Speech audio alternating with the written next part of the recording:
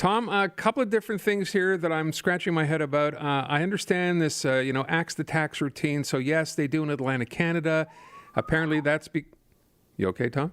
Yep. Oh, I heard a siren there. I thought that was you. That's a siren. And on the street where I am, of a police car that's turning around and going after someone and showing his displeasure.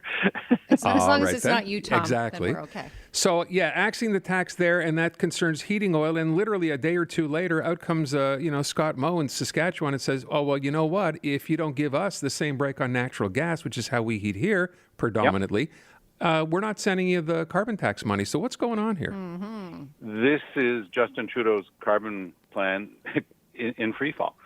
So he knew he got in trouble in the Atlantic provinces. Those are three provinces that are now, three of the four anyway, Prince Edward Island, New Brunswick, and Nova Scotia are Conservative. And they started fighting back very hard against the most recent increase in the carbon tax this summer.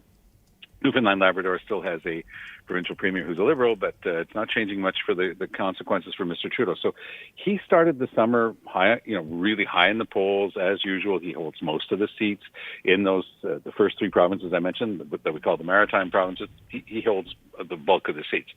By the end of the summer, his numbers were in absolute free fall. It was catastrophic for the Liberals. So they invented something on the fly. I was doing some work with our friends over at CTV in Toronto, and they said, stand by. We think that Trudeau's going to announce that he's going to axe the tax in Atlantic Canada. Lo and behold, he announces that he's going to suspend it for 3 years, which is a really dumb political move because he's only communicating to people, by the way, if you reelect us, you're going to get this tax back. Right, yeah. Nobody wants to hear that because that's what the message was. This thing is coming back in 3 years if you make the mistake of reelecting us. So today, absolutely predictably, both Doug Ford in Ontario and Scott Moe in Saskatchewan saying, "Oh, by the way, you better have something similar for our folks. We don't use heating oil like they do in the Atlantic provinces, but we use natural gas, and it's actually a huge problem that we should be paying this tax and the others won't." Trudeau was trying to hold the line as he went into question period today, saying there will be no more exceptions. But, of course, there will be more exceptions because once you start unraveling this sort of thing, it becomes a question of fairness, of equity with the other provinces. And Trudeau's got no answer for this, to be honest with you. And it's an incredible situation, one that I wouldn't have expected, frankly. I didn't think that Mr. Trudeau would back down on that signature piece. It was the only thing that he has done, really, to help Canada meet its international obligations to reduce greenhouse gases and join the fight against climate change, but he's climbed down from it, and now the thing is going to continue to unravel. It is a political masterstroke of getting everything wrong at the same time. Oh, so then that's quite the political masterstroke. Yeah, okay. And what happens next? Is there any saving faith? What happens? I don't know where you go from here. Well, on the carbon tax, there's very little that they can do. Yeah, and he's in his 9th year in power.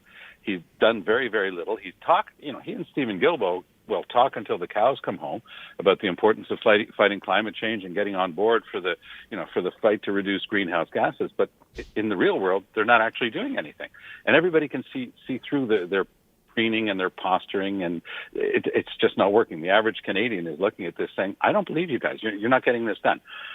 So it's extremely difficult. And while we're on the topic of politicians who are having a very bad week, let's talk about Premier Legault. I don't know if you were able to follow it, but I just got off French channel where I work on a panel show. And in a poll that was just done now for the Journal de Montréal, LCN, and TVA by Léger, Francois Legault is, to use the word we just used with regard to Trudeau, in free fall, except this time it's not an impression, it's being measured. So he is actually, in this most recent polling, he's actually behind Paul Saint-Pierre Plamondon as most popular choice for Prime Minister. That sounds incredible. And if you think that it's implausible, I don't blame you for saying that. But that's what the polling shows really clearly. And it is an astonishing fact. His approval rating has just dropped so much over the past 4 months. He used to be in the mid-50s.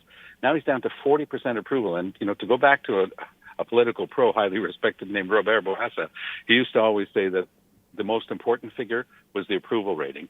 And right now, Legault, as I say, he's just in a tailspin that he doesn't seem to have the slightest clue how to pull himself out of. So you're looking at this as Francois Legault, and you're thinking to yourself, it would seem everything I've done since losing that by-election in Jean Talon has worked against me. Yes, so that's exactly right. What do? Do you move on from that and- and say I shouldn't be fighting this battle against the PQ because that's a non-winning sort of position for me? I want to add the strike to this, right? We're looking at a huge public workers strike that's about to. I mean, this is. I feel like it's going to go from bad to worse. Yes, and I think, to be fair, given the fact that everybody in Quebec works for the government, there's some of that built into these numbers, right? They're very frustrated that they're being lowballed by Legault. So, I mean, that's going to play into these numbers. There's no question about that. But what he has done since losing that by-election has made, in many cases, no sense. It's been completely erratic. So the day after losing, he just sort of on his own goes before the cameras, guessing that he lost because of his big broken promise to build this famous third link in Quebec City, this bridge tunnel. Once that became clear that he was going to get creamed because of that, he just invented a new position from one day to the next and said, well, maybe I'll put it back on the table. And then absolutely nobody believed him anymore. And he was cooked. When you're in politics, if people don't believe you, you're not going to be able to get anything further ahead. The whole bit about trying with things like going after the English universities to try to shore up his nationalist base, in case of doubt, hit this panic button, start attacking English institutions. That'll always work. It hasn't worked for him. And indeed, when he went after, this is Francois Legault's war on excellence. He went after the top university hospitals. He went after the top institutions like the Montreal Heart Institute. And people are saying, okay, like, what is wrong with this guy? Why is he picking these fights now when every single living former premier of the province of Quebec, 3 Péquistes and 3 Liberals, all said, Mr. Legault, that's an incredibly bad idea. Well, Legault's sticking to his guns, but it's going to cost him dearly.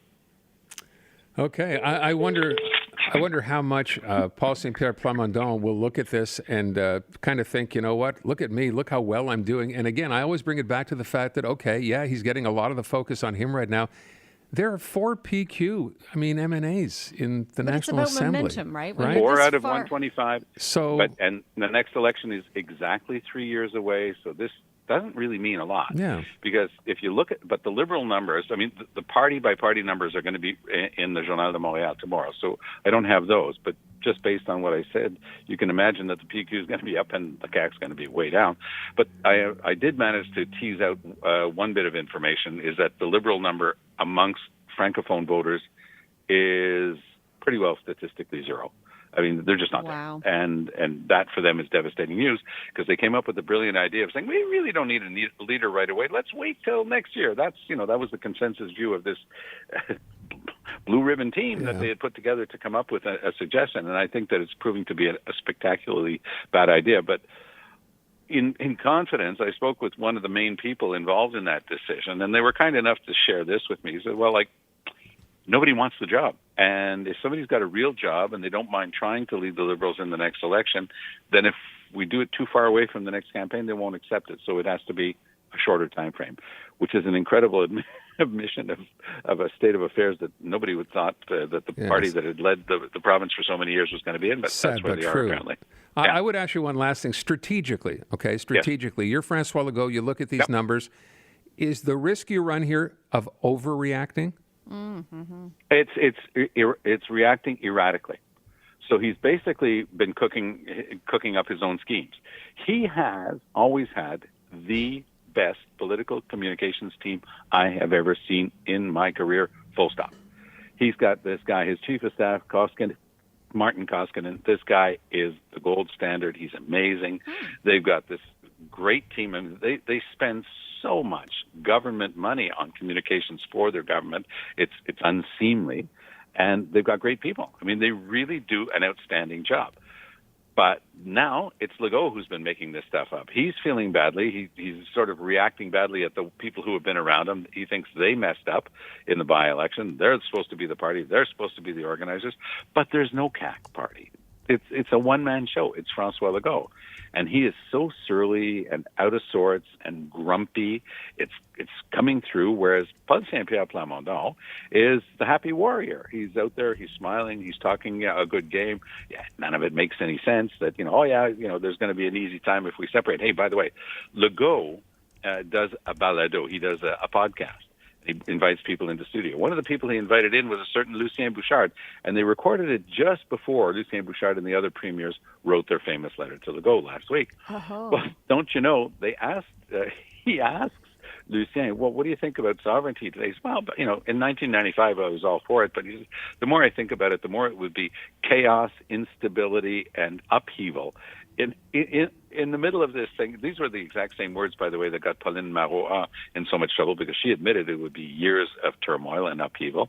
So it's interesting that as people go along in life and they look back and they say, yeah, that might have been a good idea at the time, but it's a really bad idea. So let's not confuse the fact that the average Quebec voter looking for any port in a storm. They're looking to have somebody that they can say, this person can get rid of Legault, because most Quebecers don't want the CAQ or Legault anymore. Don't confuse that with any idea that Quebecers in a majority would any time soon vote for sovereignty. It ain't going to happen.